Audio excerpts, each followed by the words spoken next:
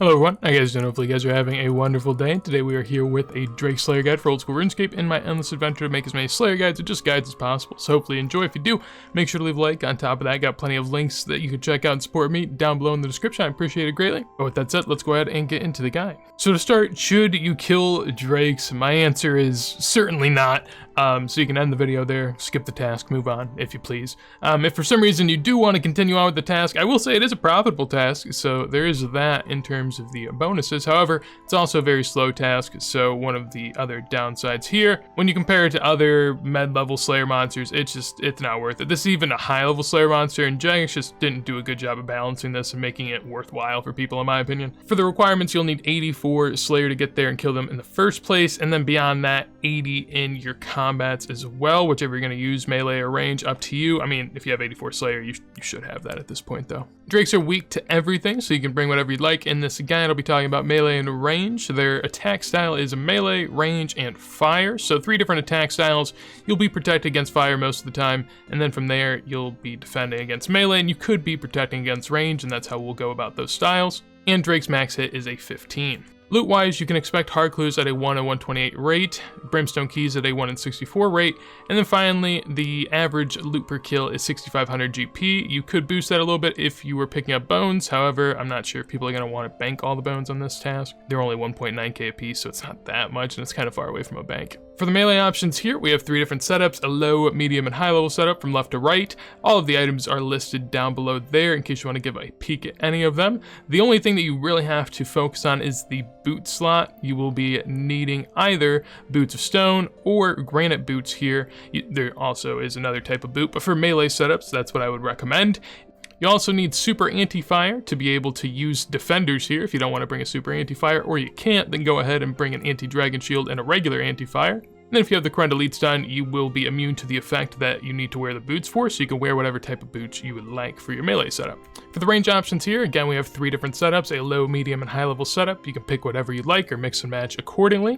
Basically looking for some good prayer bonus if you can manage that, along with that boosting our range DPS. All of these setups obtain a shield that deflects some of the fire, so you'll only need a regular anti-fire with these setups. And then with the Corund Elite Diaries, again, you can swap out your boot slot if you like. From there, we'll have to make it to Mount Carl. I'm not sure how to say it, but maybe I did an alright job. The best way is going to be with the Corund Blessing. However, that requires the hard diaries to be able to teleport to that location. The second best is the Battlefront Tele, which you can purchase from the Grand Exchange. The third is the Fairy Ring code CIR that takes you right down to the south base of the hill. And then finally, the Skills Necklace can also be purchased through the Grand Exchange, and that will put you to the southwest side of this map. So one way or another, make your way on up here. There's a bank up here as well if you want to go ahead and use that beforehand. For the melee setup here, I have a teleport to get away, along with some cannonballs, a cannon set. I also have an extended super anti-fire and a super combat potion. From there, I have 3 prayer potions and a little bit of food as well. I prefer summer pies because they heal a lot and they're fairly cheap. If you were ranging, instead of bringing food, you could bring a little bit more prayer potions. That's really the only difference I would say, along with swapping out your super combat with a ranging potion of some sort.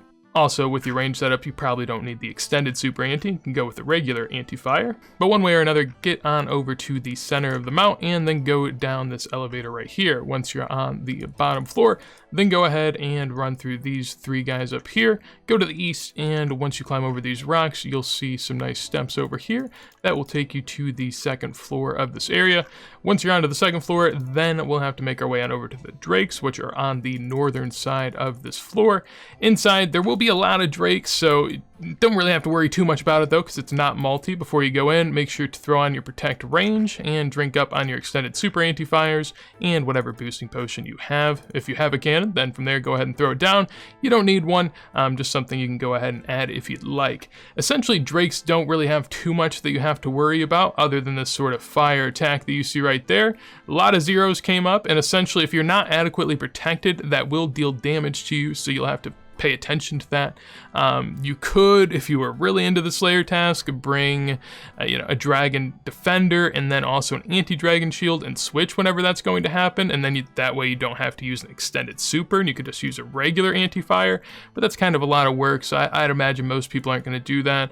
I'd rather just AFK through this task. It's already slow as is. As you can see, they have 250 HP each and their defense is moderately high, so this isn't anything that you're going to be speeding through by any means. For the overall task amount, you can get as low as 30, and so if you got like a 30 kill task, I wouldn't say it'd be the worst thing ever, but once you start getting up to the 60s and 90s in terms of how many of these you would have to kill, it's not too great. As you can see here, the drops aren't immaculate in that first drop. Again, they average about 7k, 8k a kill, and 2k of that's in the Drake Bone, so you're not going to be getting a ton. A couple added inventory options. If you just want to go ahead and bank all of the loot that you get, you don't have to really worry too much about it. You can bank as frequently as you'd like. It is a little bit of a run back up there to the bank, but that is up to you. Beyond that, I would say you could also bring a Bone Crusher if you plan on doing a lot of kills in one trip. That way you're crushing all these Drake Bones without having to do it yourself, so that would be nice. Could also bring some High Alks as well to make your task a little bit more profitable if you plan on staying for a long amount of time. But honestly, that's about it. The only thing that really matters here is that fireball attack, and as long as you're adequately protected, it won't even matter. So with that said, that's going to be it for me from this guide. Hopefully you guys enjoyed. If you did, make sure to leave a like. On top of that, anything you'd like me or others to know, would love to hear it down below in a comment. And on top of that, if you want to see more videos like this as soon as they go live, make sure to subscribe. And with that said, hopefully you have a wonderful day, and peace.